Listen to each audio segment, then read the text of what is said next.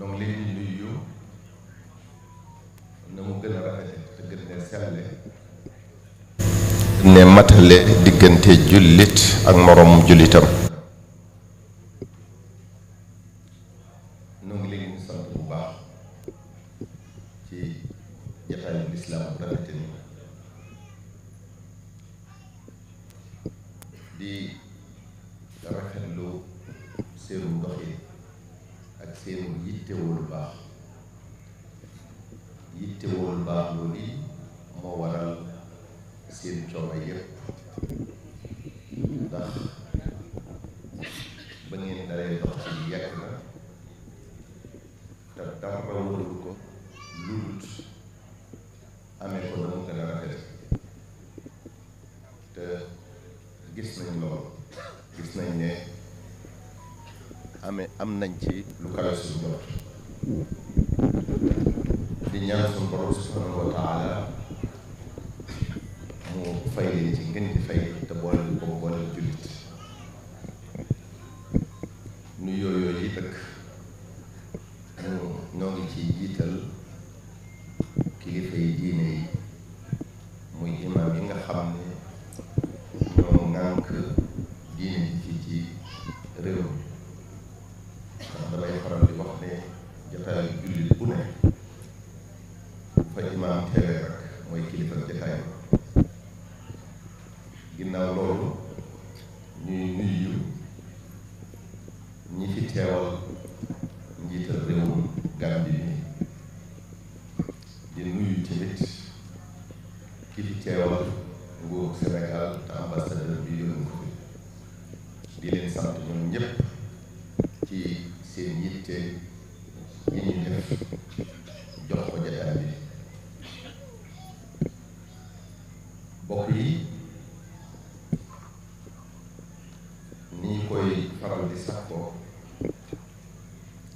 xam naa man dama daa ragal waxtaan wi gudd ba tax na dama daa bëgg a wax rek ci wolof noonu rek waaye dañuy sàkku ci man ci ñu wax ko ci kàllaam ak réew mi xam naa ñoom it dañoo bëgg message bi gën a yaatu rek moo tax ma di leen ko nangul waaye guddaay bi laa ci doon ragal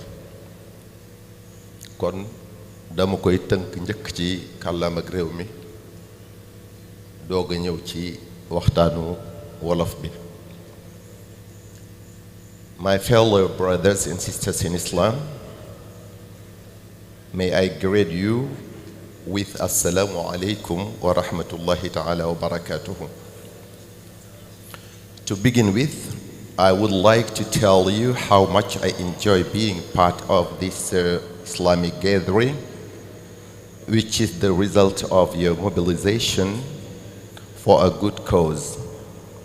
I do know that you, since the beginning, made every effort to prepare this event, facing many difficulties to make it happen in the best way. You may know that God always pay you back any good action. I wish that Allah approves this good work and extend it to all Muslims. So, we make a request for our Lord to pay you in the best way in the name of Prophet Muhammad sallallahu alaihi wasallam. As I usually say, meet to remind one another their obligations towards Allah, their obligations towards one another, so that they know how to live as members of an Islamic community. That's why whenever we have such a gathering, we remind people that God brought us in this world only for us to worship Him. In the Holy Quran, He says, I created the jinns and the humans only for me. My brothers and sisters in Islam, let's focus on Allah and think about our connection to Him. Everybody is subject to the obligations towards Allah. So we must make it a point to fulfill them. It is Allah who created us. We belong to Him. His words are our priorities. What He prescribes us must be our top priorities. We must do what He wants and be away from what He dislikes. If we do what Allah agrees, Allah will do what we want. If we avoid what He dislikes, He will protect us from what we dislike. Everything belongs to Allah. When He decides to give you, no one can prevent it. On the other hand, when He decides not to give you, no one can force Him to do so. He decides according to His own free will. Therefore, if you want something, obey His prescriptions. And if you fear something, get protection by abandoning Allah's prescriptions. Do not let the joys of this world make you disobey Him. Do not let temptations take you to the wrong way. Nothing is eternal. Everything is perishable. All will end in this world, which is doomed to finish, while life thereafter has no limit. And you will reach happiness through your good work. If we please Allah, Allah will please us. So let's try to please Allah. He is the one who never betrays. He never denies any good actions. My fellow Muslim brothers and sisters, let's believe in Allah. Let's trust Allah. Let's sacrifice ourselves with Allah. If you truly trust Allah, we do not simply accept His decrees. We have also to enjoy what He decrees about us. If we truly trust Him, we shall have a peaceful mind about everything. If we truly sacrifice ourselves with Allah, we shall be able to forget about anything except Him. Let's fear Allah. Let's set our hopes in Allah. If we truly fear Allah, people will fear us because of that fear of Allah. If we set our hopes in Allah, our hopes will not be dashed. Brothers and sisters, Allah is worth fearing. He can make anything happen without being questioned. He is the Almighty and has all rights over us. There is no thing like Allah. Allah is Allah. Thing like Allah. Allah is Allah. Anyone else is slave of Allah. If we depend on anyone except Allah, that person will die one day and leave us behind. If we depend on a person, he may also let us down because he is an imperfect human being. Nothing is eternal. We can be healthy today and become sick the next day. We may be rich today and be poor right after. We may be fit and strong today and become weak and invalid right after. Man can keep you company today and die the next day and leave you alone. So let's depend on Allah and trust Him for assistance. He is the one who never betrays. He is the one who is eternal. He is benevolent and merciful. If you strive towards him, he runs to meet you. If you ask, he gives. If you keep asking, he will keep giving you. If you keep repenting, no matter how big your sins are, he will forgive you. As for the humans, if you ask him 2 times, he may not give you at the 3rd time. He may even hate you. If you offend someone and repent, he may forgive you 2 times, but he may not accept a 3rd time. The mercy that Allah gives us is stronger than the love of a mother for her child. Dear fellow Muslims, Allah is the creator of all existence and is the cause of any occurrence. He decides about the destiny of everything. If Allah does not wish something for you, there is no way you can get it.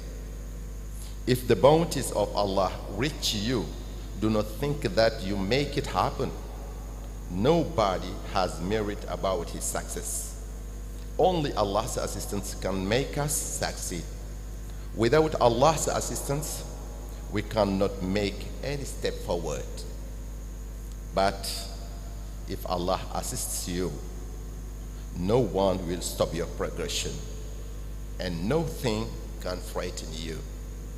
Therefore, do not ever forget Allah. You belong to him.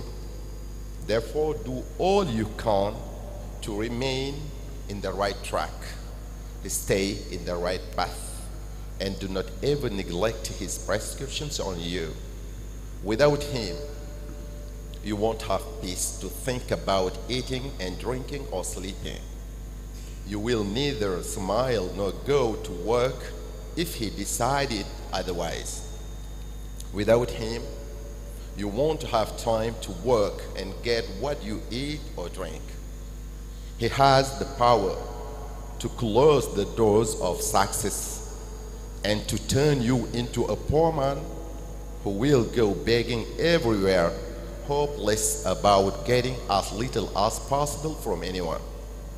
If Allah wants it, you won't have peace to eat, drink, smile, or sleep. Therefore, worship Allah and be grateful to him. Avoid finding him any associate. My fellow brothers and sisters, apart from this, I'm going to address the question of moral values. Nowadays, the moral values are amazingly shrinking, so much so that we no longer distinguish those who love us from those who hate us. We no longer can tell who is a friend or an enemy, who is a kinsman or not, who is a fan or an opponent who would even wish us to die. Truthful people are very, very rare today.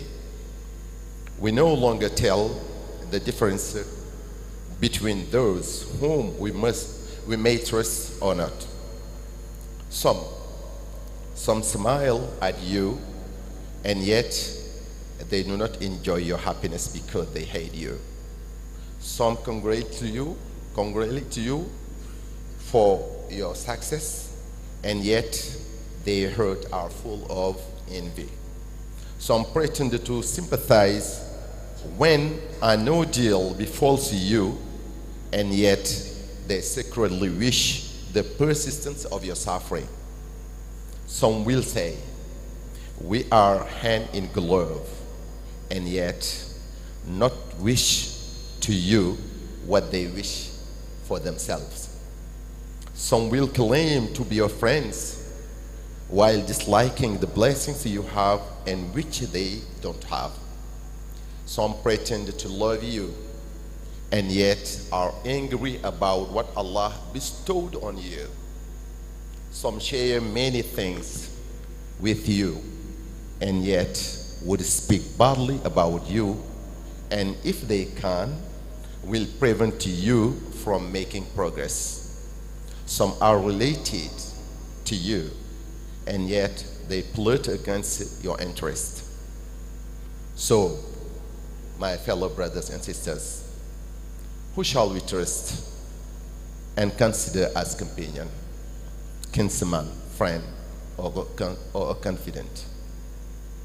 Let's purify our heart and wish peace to one another. This world will finish shortly, and we will lose all we had, because everybody will die. And when we die, we'll lose everything. Be truthful in what you do and what you say. Accept to be told the truth. We all get mistaken. No one is an angel. So we invite you to worship Allah and to work while remaining in the right path. I also urge you to hold your parents in their respect. They deserve help, consideration, recognition, and prayers from you. Many people do not know the obligations towards their parents. As a result, some would take their parents as nothing and frown upon them. They may even cut all relationship with them. That's why I overemphasize the sin related to our obligation towards the parents. If we knew what importance Allah sets on the sin for what we owe them, we would decide to work for them. So we shall accept all duties they assign us, no matter how tough it is to fulfill the task. My fellow brothers and sisters, Allah said in the Allah recommends us in the Holy Quran two things. First, to worship Allah only. Secondly, to foster beautiful relationship with our parents.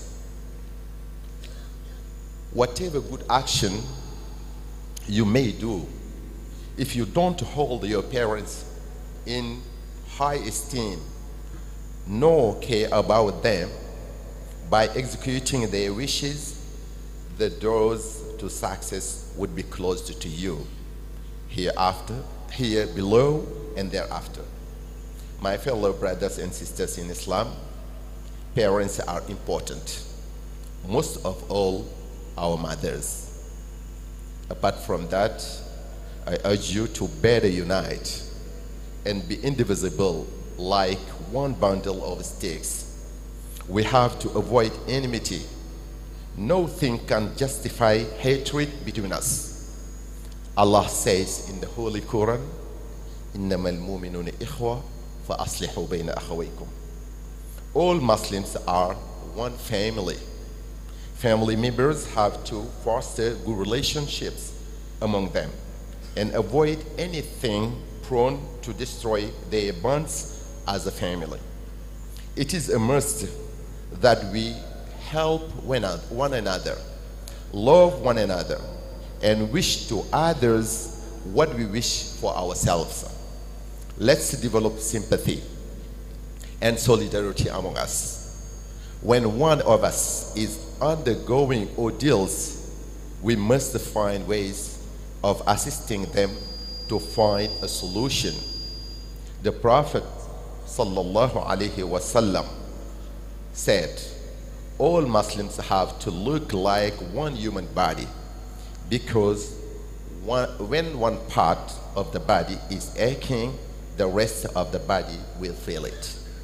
True Muslims wish peace to one another.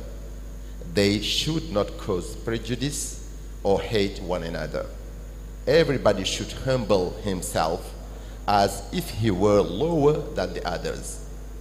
We should cover our defects because we all have flaws. If you are tempted to disclose the defects of someone, think about your own defects. Let us not allow Satan to interfere in our relationship. Let us not focus on our differences. Instead, let us focus on what unites us as a family. And we are made one by Allah, Prophet Muhammad sallallahu alaihi wasallam, the Holy Quran, and the Islamic faith. Mbokk yi nu ñëw dénk sunu bopp rekk te di leen dénk yéen tamit nu gën a góorgóorlu ci jàmm yàlla bu baax ndax àdduna si yàlla wàcce wuñu fi lu dul ngir loolu wa ma xalaqtul jinna wal insa illa liya'budun te jaamu yàlla yi dara jiituwu ci julli juróom yi waxtaan ba tàyyi ne fu waxtu julli jotee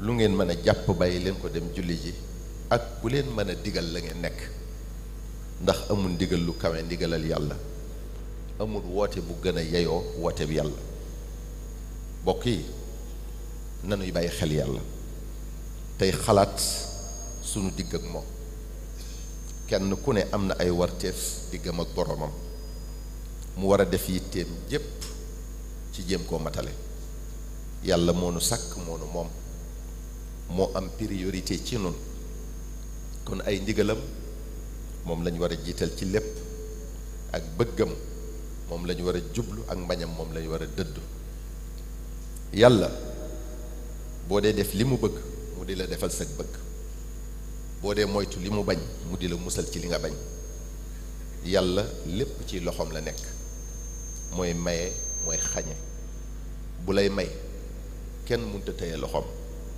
bu la mayut kenn munta weñ loxoom lépp ci coobaram rekk la koy defee kon li nga bëgg dee ko sàkkoo ci di jafe ndigalam li nga ragal dee ko làqutoo ci di moytuy tereem bu la poñatum àdduna taxa wàcc ndigalam bu la bànneexub àdduna taxa xuus ci ay tereem ndax yooyu yépp saxut ci àddina rekk la yem te àddina day jeex àllaaxira mooy kër gi sax te la la fay bégloo mënoo koo am ci lu dul gërëmloo yàlla nanuy jéem a bégloo yàlla saa su ne bokk yi kon yàlla du wor te du neenal jenn jëf ju baax boo ko bégalee rekk mu bégal la àddina ak àllaaxira bokk yi nanu gëm yàlla nanu wóolu yàlla nanu doyloo yàlla boo gëmee yàlla dëgg doo yam ci nangub dogalam waaye dogal ba dalay neex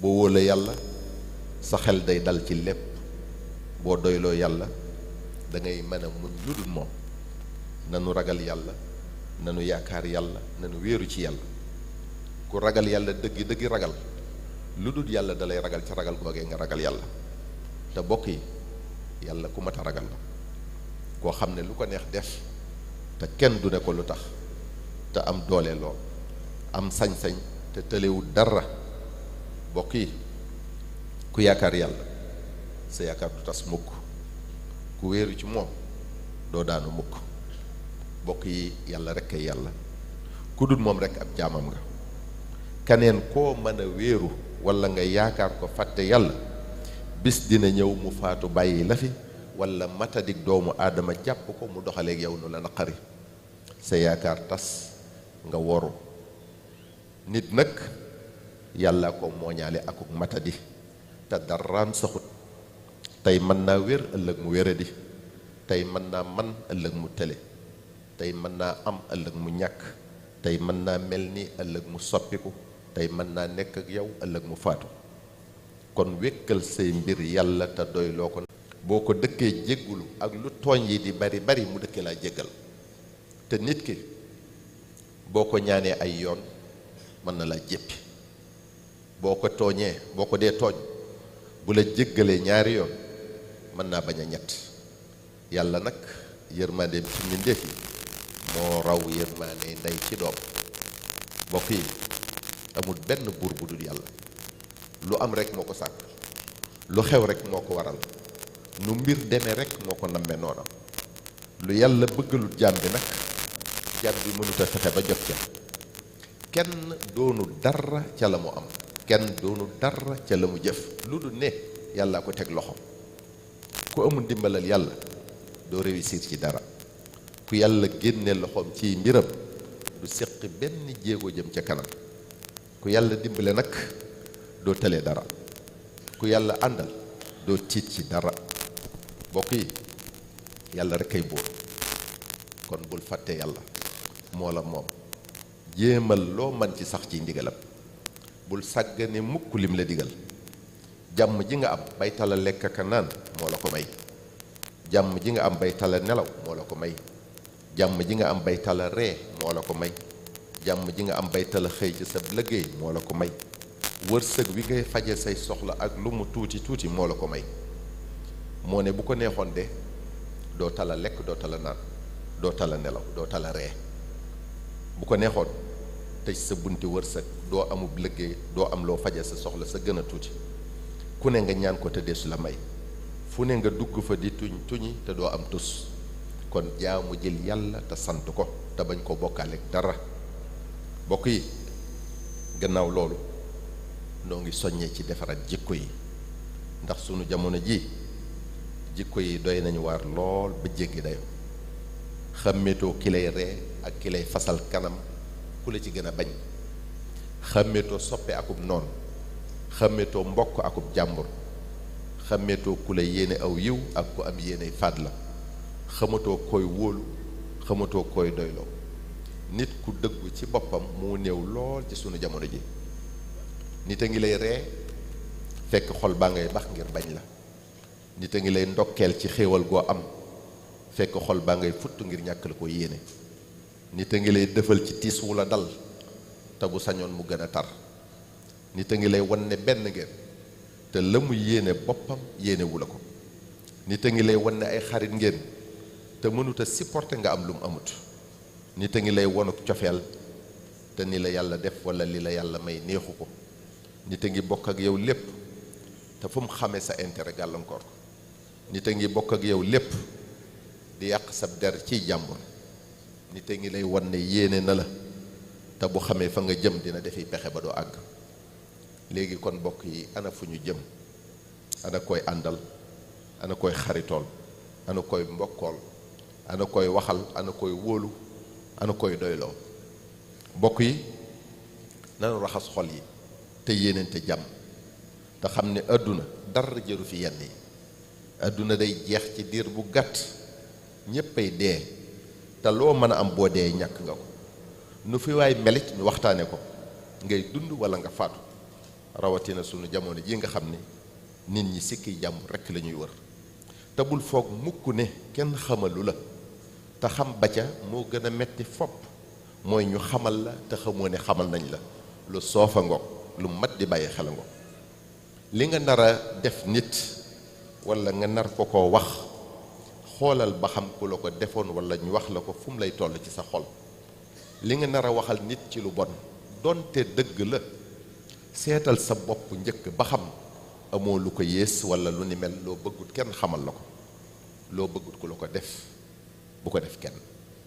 foo bëgg ñu teg la fa teg fa nit ñi. ku la wóolu bu ko wor, ku la doyloo bul tas yaakaaram. ku lay laaj xalaat ci mbiram wala lu muy dugg lu ne wax la dee ko nëbbal. ku la def ne boppam def ko ne sa bopp te nawloo ko. ku la sopp ba ñépp xam ko melal ci moom nu ñépp di xame ne war na laa sopp. ki nga bokkal nawloo ko. ñàkk a nawloo sa morom nag ak rëy la, ndax koo nawloowul rekk xeeb nga ko. te xeebaate bokk na ci jikko yi fi yees. te boo gënoon ñépp tamit teewu la doon nawle. li yàlla defal nit ki tamit yéene ko ko te bég ca. tiis wépp tiis wu mu ko teg nga bokk ak moom mettit wa te ñaanal ko mu génn ci ak jàmm. koo xamal ayib nga nëbbal ko ko. bokk yi loolu mooy ak nite. nit dafa war di jëfandikoo am xelam te di ko jëmee ci lu koy jariñ. tey jëf te yàlla tax, di wax te yàlla tax. nit ki ngay jëflanteel mën ngaa defi pexe ba nax ko, waaye yàlla moom mënoo koo nax te mooy fay jëf. mi ngi lay gis, mi ngi lay dégg. kon deel dëggu ci li ngay def ak li ngay wax, di nangu ku lay wax dëgg te boo juumee nangu ne juum nga. ñéppay juum, kenn matut. bokk yi maa ngi leen di dénk ñuy jariñante ki gënal yàlla ci nit ñi mooy ki gën a jariñ bindeefam yi. am na ñoo xam ne lu ñu am ci seenu njaboot rekk lañ koy yemale, waaye bu la yàlla dénkee lu mën a walangaan ba romb njaboot gi profitoo ci liggéeyal yàlla ci mbindeefam yi. jullit bu ne dafa war a am mébétu bàyyi fi jëf ju rëy bu faatoo pay ga di ko fekk ca bàmmeelam waxtu wu ne. loolu mooy jëf ju du dagg ba yowmal xiyam. waaye sunu jamonoy tey mébét yi ñoo gàtt lool, jëf yi woyof lool. ñu bari li leen tax di doñ-doñi ci seen bopp rekk la jëm, muy kër yu rafet, oto yu luxe, soxna yu taaru, njaboot gu aisé. kenn ku ne ci yéen na am mébétu jariñ àdduna bi.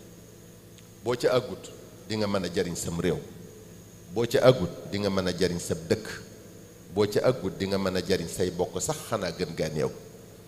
di wa tax ñépp am jàmm, di wa tax ñépp di naan ba màndi, di wa tax lekk gi doy, di wa tax nit ñi di faju, di wa tax xale yi di jàng, di wa tax ndaw ñi am liggéey. yooyu yépp bu ko ci kenn jommale boppam. amal sa yéene ju rafet te dox jëm ca. yàllaay maye te màngasiinam yi du jeex te jaam ñi rekk a tax mu duy ko. kon noo ngi leen di dénk ngeen gën a góorgóorlu ci jaamu yàlla bu baax ak liggéey tey jubal. gannaaw loolu bokk yi maa ngi leen di soññ ci ñu gën a fonk waajur yi. waajur yi ñu mat a wormal lañ, ñu mat a toppatoo lañ, ñu mat a teral lañ, ñu mat a yërëm lañ, ñu mat a ñaanal lañ. ñu bari nag dañoo umpule warteefi doom ci waajuram. umpule googu nag àgg na ci am koo xam ne tegut fenn ay waajuram, àgg na ci am koo xam ne day doyadal ay waajuram, àgg na ci am koo xam ne dogoo nag ay waajuram ci lu du dara. looloo waral nuy gën a soññee waxtu nekk ci xàq waajur. ku xam fi ko suñ borom teg moom waajur ak fi mu ko toll dina jël dundam gépp jox leen, di leen liggéeyal, di nekk waxtu wu ne ci li leen neex. lu mu am jox leen, luñ ko teg mu tegoo ko ak lu mu diis diis. bokk yi sunu borom subhanahu wa taala wax na ci alquranul karim ne wa qadi rabbuka an laa taabudu illa iyaahu wa bil walidayni ihsaana. danoo digal ñaar ci alquranul karim toftale leen. bi ci njëkk mooy nu jaamu ko moom dong moom sunu borom subhanahu wa taala. bu ñaareel bi mooy nu rafetal sunu diggante ak sunuy waajur.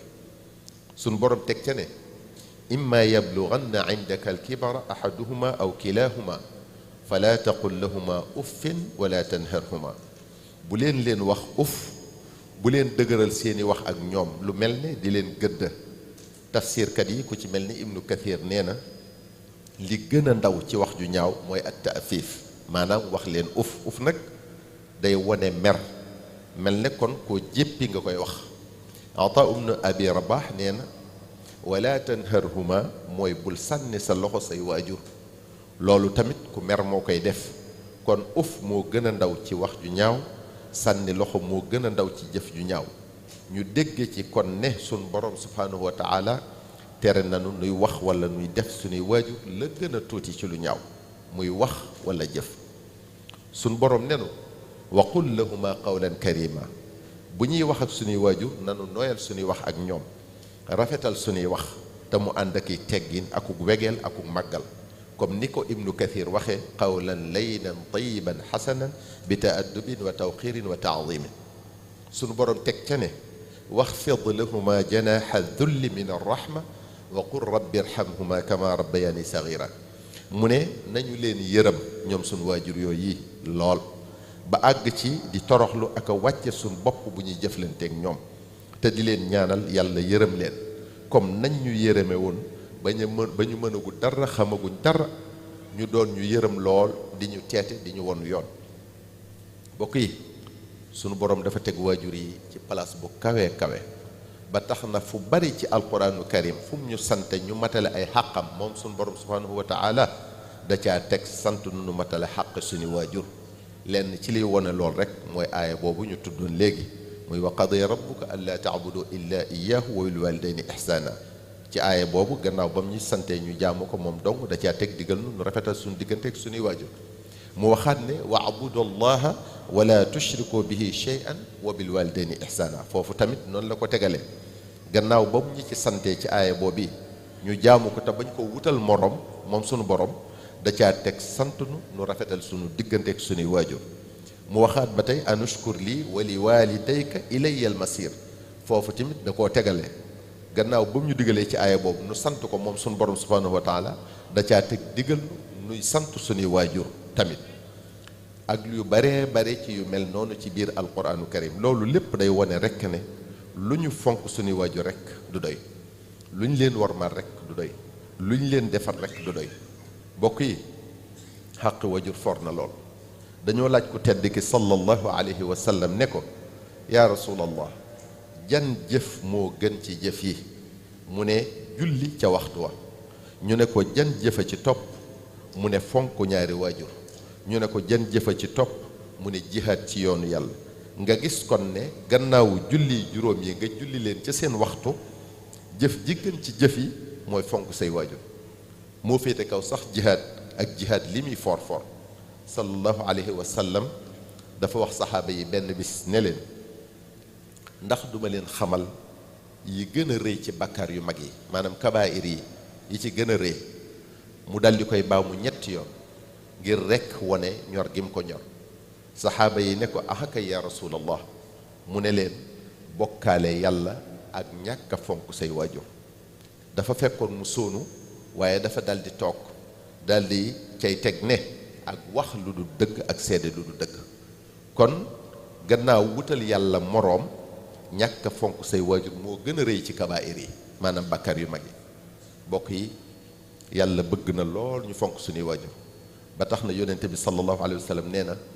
ridallahi fi ridal walidayni wa suxtullahi fi suxtil walidayni nee na ngërëmal yàlla mi ngi ci ngërëmal sa ñaari waajur merum yàlla mi ngi ci merum sa ñaari waajur kon gërëmloo say waajur dina tax yàlla gërëm la merloo say waajur dina tax yàlla mere la te ku yàlla mere nga torox àddina ak alaaxira bokk yi amul jenn yilla ci àdduna juy war a tax ngay mere say waajur amul jenn yilla ci àdduna juy war a tax ngay dogoog say waajur amul jenn yilla ci àdduna juy war a tax ngay ñàkk a warmal say waajur suñ boroom subhanahu wa taala nee na wa in jahadaka ala an tushrika bi ma laysa laka bihi ilmun fala tutihuma wa saaxibhuma fi dunia maarufa nee na say waajur bu ñu doonoon ay yéefar sax ñuy def lu ñu man ngir nga fekki leen ca la ñu nekk muy bokkaale yàlla googee nee na bu leen topp ca seen bëgg googee waaye nag nekk gi ñu nekk ay yéefar ak di la jéem a ñoddi ca la ñu nekk bu mu tax nga dagg leen wàcc àndal ak ñoom ci nu dëppook sharia tey rafetal jëme ci ñoom loolu kon wane na ne dara warut a tax ngay ñàkk fonk say waajur dara warut a tax nga di leen doyadal bokk yi kon nanu jëfe ndigalal yàlla lool yi muy fonk suñuy waajur di jëflanteeg ñoom ciy teggin ak xorma ju mat sëkk di nooyal suñuy wax ak ñoom bu ñuy wax ñu di leen déglu tey bañ a yëkkati suñuy kàddu ci seen kawi kàddu di dabu seen bànneex ci li neex yàlla lépp loo xam ne suñ kàttan ak suñ am man na ko ca seenu bëgg ñoom suñ waajur yooyu yi buñ leen ko bañal nanu koy def nañ ko bëgge bokk yi ku say waajur di dund am nga occasion bu rëy ci làq ngërëmal yàlla li nga war a wax mooy du faatu mukk moom sama waajur woowu yi baa ma faatu te làquma ngërëmam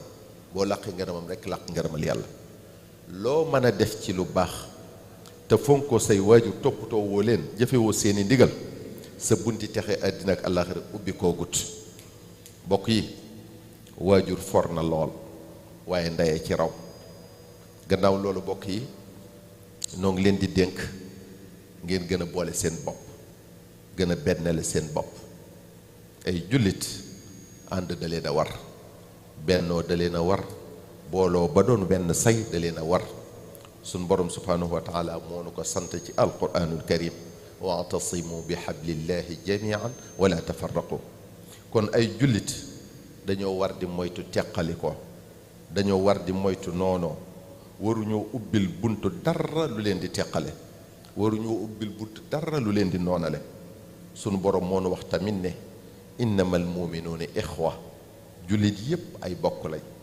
dal di cay teg ne fa aslihu bayna axawaykum ci la ñu xame ne ay bokk rafetal seen diggante moo ca war ay bokk rattaxal seen diggante moo ca war kon kenn ku ne ci yéen war nay wax ak a def lu rafet jëme ci moroomam tey wattandiku lu mu man lépp luy yàq seen diggante warteef la ci yéen ñépp ngeen jàppante bu dëgër bëggante soppante wóolante kenn ku ne yéene moroomam li mu yéene boppam di yërëmante di dimbalante ku ci yàlla defal xéewal ngeen yéene ko ko te ndokkeel ko ca ku ci yàlla teg nattu ngeen maase jóg saafaraal ko ko ak defal ko sallallahu alayhi wa sallam moo wax ne almuminuuna ka rajulin waxidin in ishtaka ra'sahu tadaa lahu saa'irul jasadi bil humma wa sahab mu ne jullit yi dañoo war a mel ne jenn jëm ndax jëmmi nit ki lu ciy metti rek